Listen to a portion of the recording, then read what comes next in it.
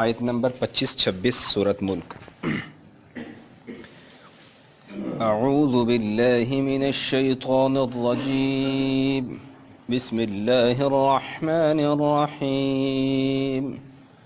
وَيَقُولُونَ مَتَى هَذَا الْوَعْدُ إِن كُنتُمْ صَادِقِينَ قُلْ إِنَّمَا الْعِلْمُ عِندَ اللَّهِ وَإِنَّمَا أَنَا نَذِيرٌ مُبِينٌ۔ وہ پوچھتے ہیں کہ یہ وعدہ سچا کب ہوگا؟ اگر آپ سچے ہیں تو یہ وعدہ پورا کب ہوگا؟ آپ کہہ دیجئے کہ بے شک اس کا علم تو اللہ ہی کے پاس ہے اور میں تو واضح طور پہ ڈرانے والا ہوں۔ پچھلی آیات میں گزرا تھا اسی سے پچھلے لفظ میں کہ کچھ بھی کر لیں وَإِلَيْهِ تُحْشَرُونَ، آپ کو سب کو، ہم سب کو اسی کی طرف واپس جانا ہے۔ تو نبی علیہ السلام سے کافر آ کے پوچھا کرتے تھے کہ آپ بتاتے ہیں قیامت آئے گی، یہ ہوگا وہ ہوگا، ان ھذا الا اساطیر الاولین، یہ کہانیاں بھی ہمیں ملتی رہتی ہیں سننے کو۔ تو اگر آپ سچے ہیں تو اللہ سے کہیں کہ وہ قیامت بھیجے، کیوں نہیں بھیجتا؟ آپ کہتے ہیں یقیناً آئے گی، تو کب آئے گی؟ اس قسم کے سوال کیا کرتے تھے۔ قل انما العلم عند اللہ، اللہ پاک نے خود ہی جواب دے دیا کہ میرے نبی آپ انہیں کہیں اس کا علم مجھے بھی نہیں ہے، اس کا علم تو صرف اللہ تعالیٰ ہی کی ذات کو ہے۔ عندہ علم الساعہ، قیامت کا علم ہے تو صرف اللہ جانتا ہے۔ بغتہ، اچانک ہی آئے گی۔ نبأ عظیم، بہت بڑا واقعہ ہوگا۔ الذی ہم فیہ مختلفون، اسی میں لوگ اختلاف کرتے پھرتے ہیں، پتہ نہیں ہوگا نہیں ہوگا، لیکن وہ وعدہ پورا ضرور ہوگا۔ بخاری شریف میں آتا ہے کہ جبرائیل امین علیہ السلام آئے، اللہ کے نبی کے پاس آئے اور اتحیات کی شکل میں بیٹھ کے پوچھنے لگے۔ 3-4 سوال پوچھے، ان میں سے ایک سوال یہ تھا کہ قیامت کب آئے گی؟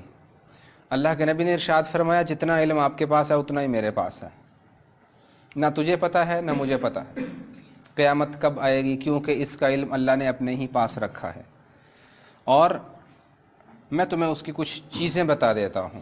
تو اللہ کے نبی نے اس کی کچھ چیزیں بیان فرمائیں۔ بہت ساری احادیث میں یہ چیزیں آتی ہیں، ان میں سے کچھ خاص قسم کی ایسی ہیں کہ جن سے ہمیں سبق سیکھنا ہے کہ ہم لوگ ایسے برے اخلاق میں مبتلا نہ ہوں کہ قیامت کے آنے کا ذریعہ ہم لوگ بنیں۔ ظاہر ہے جب انسان اللہ سے، دین سے دور ہوتا چلا جائے گا، اس کے نام سے دور ہوتا چلا جائے گا، تو یہ حالات قیامت کے قریب آنے کا باعث بنتے رہتے ہیں۔ تو اللہ کے نبی نے کچھ نشانیاں بتائیں اور یہ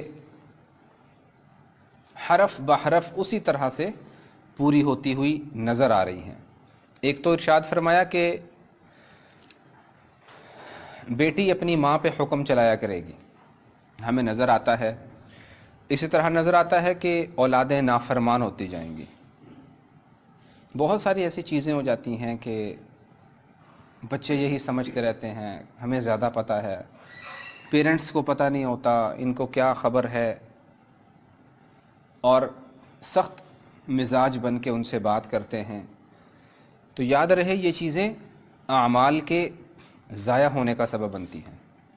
ایک دفعہ اللہ کے نبی کو پتہ چلا کسی لڑکے کا آخری وقت ہے، چلے گئے، کلمہ پڑھاتے تو کلمہ نہ پڑھتا۔ بھی کلمہ کیوں نہیں پڑھ رہے؟ پتہ چلا ماں کا نافرمان ہے، پڑھنا چاہتا ہے پڑھ نہیں سکتا۔ ماں سے کہا معاف کر دو، اس نے کہا تھوڑا تنگ کیا اس نے، کوئی معافی نہیں۔ تو اللہ کے نبی نے فرمایا یہ ہمیشہ کی آگ میں جو جلے گا، تو ایسا کرتے ہیں اس کو یہیں پہ جلا دیتے ہیں، آگ جمع کرو اور اس کو پھینکو اس کے اندر۔ تو ماں نے ایک دم کہا نہیں ایسا نہ کریں۔ تو فرمایا پھر تم چاہتی ہو کہ جہنم کی آگ میں ہمیشہ کے لیے جلتا رہے؟ اس نے کہا جی نہیں، تو معاف کر دو. معاف کیا، کلمہ پڑھا، وہیں پہ انتقال ہو گیا. تو جو ماں باپ کی نافرمانی ہوتی ہے اللہ پاک کو یہ بڑی سخت ناپسند ہے. قرآن پاک میں اللہ نے اپنے حکم کے ساتھ ماں باپ کا حکم بھی رکھا کہ میری فرما برداری کرو اور اپنے والدین کی بھی فرما برداری کیا کرو. اور اللہ پاک نے یہ بھی بتایا کہ وَخْفِضْ لَهُمَا جَنَاحَ الذُّلِّ مِنَ الرَّحْمَةِ. اپنے جب انسان جوان ہوتا ہے تو بازوؤں میں طاقت آتی ہے، تو یہ طاقت والے بازو شفقت کے ساتھ پھیلائے رکھنا. اور وَلَا تَنْهَرْهُمَا، جھڑکنا نہیں ہے. وَقُلْ لَهُمَا قَوْلًا كَرِيمًا، بڑے نرم انداز میں ان سے بات کرنی ہے اور دعائیں بھی کرنی ہیں. رَبِّ ارْحَمْهُمَا كَمَا رَبَّيَانِي صَغِيرًا، یا اللہ چھوٹا تھا تو رحم کیا کرتے تھے مجھ پہ، تو آپ بھی ان پہ رحم فرماتے رہیں. ایسے فرمائیے جیسے مجھ پہ یہ رحم کیا کرتے تھے. ان کے لیے دعائیں بھی کیا کرو. تو یہ منع فرمایا کہ ان کی نافرمانی نہیں کرنی.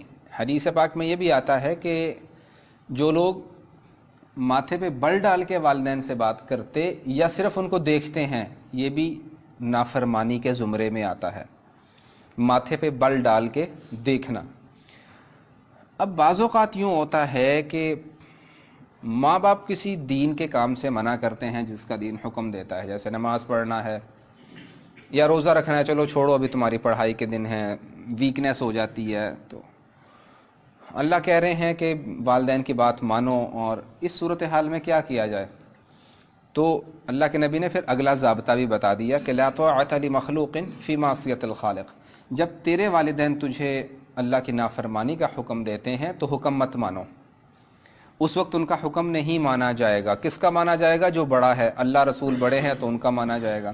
لیکن تلخ کلامی کی پھر بھی اجازت نہیں، سخت بولنے کی پھر بھی اجازت نہیں، بلکہ خاموشی. ڈانٹ دیا تو خاموشی. ہم لوگ اس قسم کے ہو گئے ہیں کہ والدین کی ڈانٹ برداشت نہیں ہوتی.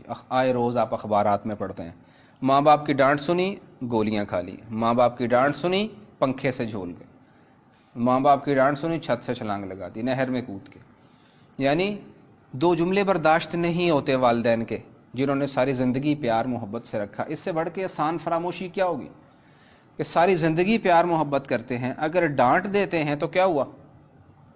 ہوتے ہیں تو ڈانٹ دیتے ہیں، کل نہیں ہوں گے تو پھر بندہ تلاش کرتا رہے گا کوئی ڈانٹنے والا بھی ہو، کوئی بڑا بھی ہو، کوئی میرا نام لے کے مجھے پکارے. پھر انسان تلاش کرتا رہتا ہے، پھر نہیں ملتے یہ نعمتیں، پھر نہیں ملتی.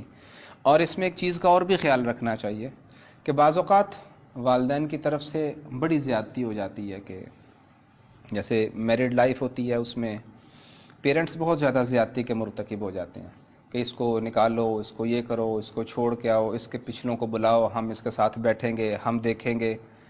تو پھر دین کا وہی حکم آئے گا کہ ٹھیک ہے ظلم مت کرو، نہ ہی کسی کو ظلم کرنے دو. پیرنٹس ہونے کا یہ مطلب نہیں ہوتا کہ جس پہ چاہا ظلم کا کھاتا کھول کے رکھ دیا کہ بھی وہ آ ہی گئی ہے تو اب اسے تو یہی چاہیے کہ ہمیں اپنا ماں باپ سمجھے. لیکن بزرگ یہ بھول جاتے ہیں کہ ہمیں بھی چاہیے کہ اس کو اپنی بیٹی بنا کے رکھیں. یہ چیز بھول جاتے ہیں، اس کو اگنور کر دیتے ہیں. آنے والی کی ایک بھی کسی طرح معاف نہیں ہوتی، جبکہ اپنی بیٹی کی 20 بھی معاف ہو جاتی ہیں. پھر سوچتے ہیں کہ ہماری بیٹی بن کے کیوں نہیں رہتی. یہ زیادتیاں ہو جاتی ہیں. تو ایسی صورت میں جب والدین کسی پر ظلم کا حکم دیں کہ اس کے ساتھ یہ ظلم کا معاملہ کریں، آپ کو پتہ ہے کہ غلط کر رہے ہیں، تو نافرمانی کی پھر بھی اجازت نہیں، بولنے کی والدین کے آگے تلخ پھر بھی اجازت نہیں. ادب کے ساتھ عرض کر دینا ہے کہ یہ چیز ایسے نہیں ایسے ہے اور میں یہ کام نہیں کر سکتا. ضروری نہیں ہوتا والدین جو کہتے جائیں ہم کرتے جائیں، جو کہتے جائیں ہم کرتے جائیں. ہمارا نہیں کام بنتا کہ اگر ہم جہنم کی آگ سے بچنا چاہتے ہیں تو اپنے والدین کو بھی جہنم کی آگ سے بچا کے رکھیں. جو ظلم کرتا ہے وہ جہنم کی طرف چلا جاتا ہے. وما ربک بظلام للعبید، تیرا رب اپنے بندوں کے ساتھ ظلم نہیں کرتا اور نہ ہی ظلم کرنے والوں کو پسند کرتا ہے. اور حدیث پاک میں آتا ہے کہ ظلم قیامت کے دن اندھیروں کی صورت میں ظاہر ہوگا. اندھیرا اتنا ہوگا کہ انسان اس کے اندر بھٹکتا پھرے گا. جیسے لائٹ میں بندہ چل رہا ہوتا ہے، اچانک ہر طرف سے گپ اندھیرا، اب چلنا محال، کبھی ادھر ٹھوکر کبھی ادھر ٹھوکر. تو جو لوگ دنیا میں ظلم کرنے کے مرتکب ہوتے ہیں ان کو قیامت کے دن یہ صورتحال ہوگی کہ وہ اسی طرح ٹھوکریں کھاتے پھریں گے. تو بڑا ایک اعتدال رکھنا ہوتا ہے، اور یہ اعتدال کیسے آتا ہے اس کے لیے اتنا علم ضرور سیکھیں تاکہ حلال کا اور حرام کا پتہ چل جائے. وَإِنَّمَا أَنَا نَذِيرٌ مُبِينٌ، تو یہ قیامت کی نشانیاں ہیں کہ والدین سے ایسے بات کی جائے گی اور میں تو بس صرف ڈرانے والا ہوں. اللہ کے نبی نے ایک ایسی نشانی اور بتائی جو ہم لوگوں میں بہت زیادہ پائی جاتی ہے کہ وہ لوگ جب آیا کریں گے دوستوں کے پاس، کسی کے پاس، تو ان کا استقبال سلام کے بجائے گالی سے کیا جائے گا. تو سمجھ آنا قیامت قریب آ رہی ہے.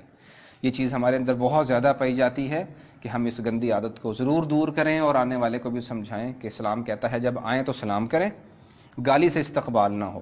اللہ پاک سے دعا ہے اللہ پاک قرآن پاک کے احکامات پہ عمل کی توفیق عطا فرمائے. اللہم صلی علی سیدنا و مولانا محمد وعلی آل سیدنا ومولانا محمد وبارك وسلم. ربنا ظلمنا أنفسنا وإن لم تغفر لنا وترحمنا لنكونن من الخاسرين. رب اغفر وارحم وأنت خير الراحمين. وصلى الله تعالى على خير خلقه محمد وآله وأصحابه أجمعين برحمتك يا أرحم الراحمين.